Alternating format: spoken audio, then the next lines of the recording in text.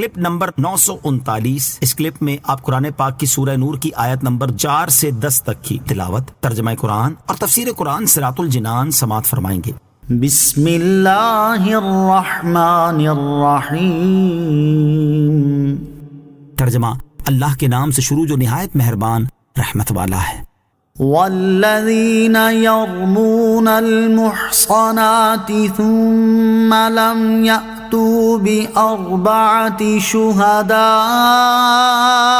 فاجلدوہم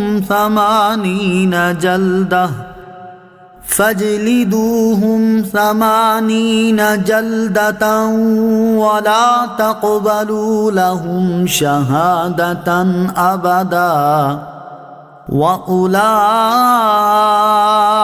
هم الفاسقون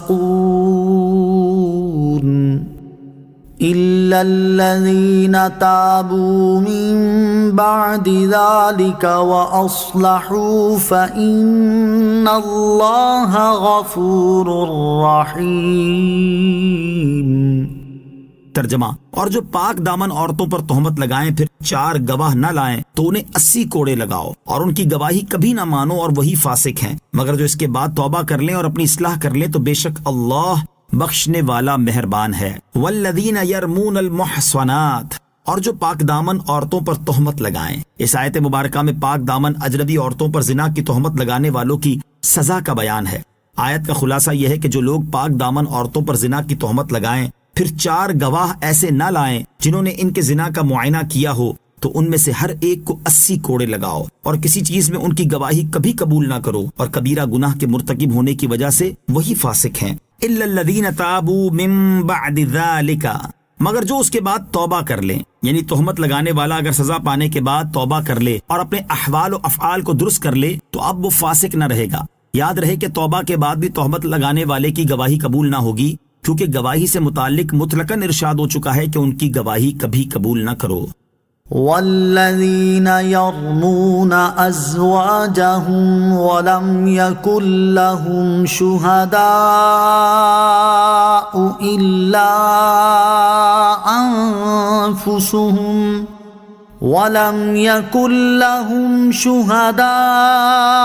الا انفسہم فشہادۃ احدہم 4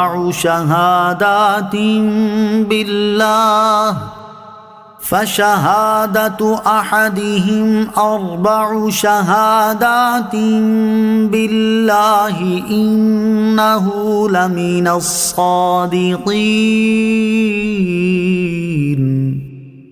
والخامسة أن لعنة الله عليه إن كان من الكاذبين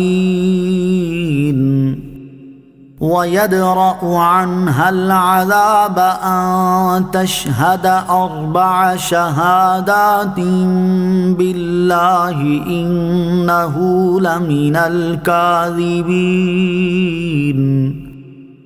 والخامسة أن غضب الله عليها إن كان من الصادقين ولولا فضل الله عليكم ورحمته وأن الله تواب حكيم۔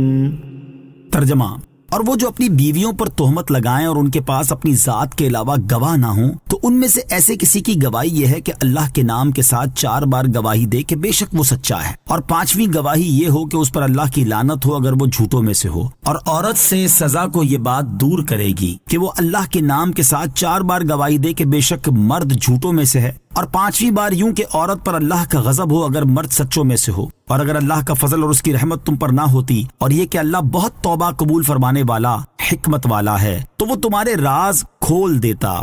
والذین یرمون ازواجہم، اور وہ جو اپنی بیویوں پر تہمت لگائیں۔ اس سے پہلی آیات میں اللہ تعالیٰ نے اجنبی عورتوں پر زنا کی تہمت لگانے کے احکام بیان فرمائے، جبکہ اس آیت اور اس کے بعد والی چند آیات میں بیویوں پر زنا کی تہمت لگانے کے احکام بیان فرمائے ہیں۔ شان نزول، حضرت عبداللہ ابن عباس رضی اللہ تعالیٰ عنہما سے روایت ہے کہ ایک صحابی رضی اللہ تعالیٰ عنہ نے اپنی بیوی پر تہمت لگائی۔ حضور اقدس صلی اللہ تعالیٰ علیہ وآلہ وسلم نے ارشاد فرمایا گواہ لاؤ ورنہ تمہاری پیٹھ پر حد لگائی جائے گی۔ انہوں نے عرض کی یا رسول اللہ صلی اللہ تعالیٰ علیہ وسلم کوئی شخص اپنی عورت پر کسی مرد کو دیکھے تو گواہ ڈھونڈنے جائے؟ حضور پر علیہ الصلوۃ والسلام نے وہی جواب دیا۔ پھر انہوں نے کہا قسم ہے اس کی جس نے حضور اکرم علیہ الصلوۃ والسلام کو حق کے ساتھ بھیجا ہے، بے شک میں سچا ہوں اور خدا کوئی ایسا حکم نازل فرمائے گا جو میری پیٹھ کو حد سے بچا دے۔ اس وقت جبریل علیہ الصلوۃ والسلام اترے اور یہ آیتیں نازل ہوئی وَلَوْلَا فَضْلُ اللَّهِ عَلَيْكُمْ وَرَحْمَةٌ، اور اگر اللہ کا فضل اور اس کی رحمت تم پر نہ ہوتی، یعنی اے تہمت لگانے والے مرد اور تہمت لگائی گئی عورتوں، اگر تم پر اللہ تعالیٰ کا فضل اور اس کی رحمت نہ ہوتی اور اللہ تعالیٰ بہت توبہ قبول فرمانے والا اور اپنے تمام افعال و احکام میں حکمت والا نہ ہوتا تو وہ تمہارے راز کھول دیتا اور اس کے بعد تمہارا حال بیان سے باہر ہوتا۔ صلو علی الحبیب صلی اللہ تعالی علی محمد صلی اللہ تعالی علیہ وسلم۔ مجھے اپنی اور ساری دنیا کی لوگوں کی اصلاح کی کوشش کرنی ہے انشاءاللہ عز و جل۔